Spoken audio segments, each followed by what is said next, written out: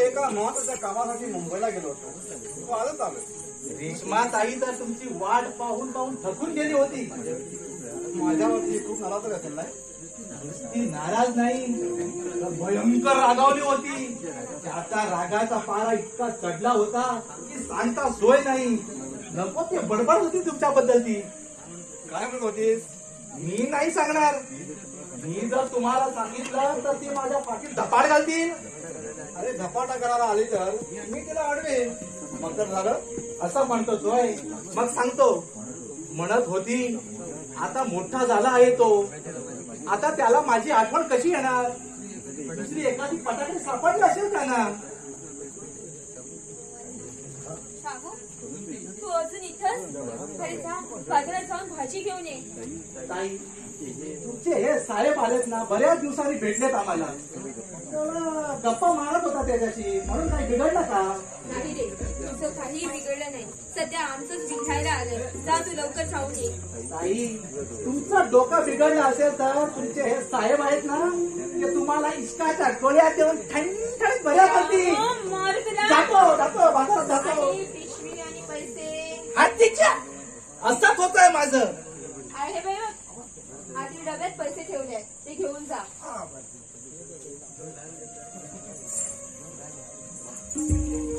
बरं ताई, थोडा उशिराच करून येतो मी. कशाला? तोपर्यंत तुमचं हे आटोपते ना. वापस की नाही येता?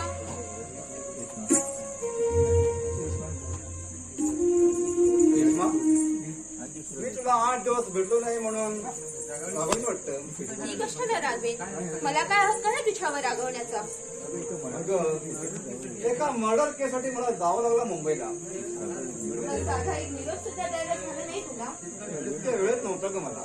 बरं झालं, ते जाऊन गेला होता. ते केसचं काय झालं?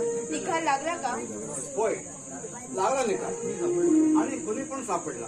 माझा सुद्धा आता एकदाचा निकाल लावून टाक, म्हणजे मीही सुटेल एकदाची. अगं तुझा निकाल असं नाही. तुझ्या हातात संसाराच्या बेड्या अडकवून तुला आमच्या कुटुंब मध्ये अटक करणार आहे. अरे पण केव्हा? मी दुसऱ्याची झाल्यावर? नाही, लवकरच. अगं माझ्या जीवात जीव असेपर्यंत ही पाळी मी तुझ्यावर कधीच येऊ देणार नाही. तू प्रत्येक वेळेस असंच सांगतो. होय माझ्या राणी. अगं ऐकून तरी घे माझं.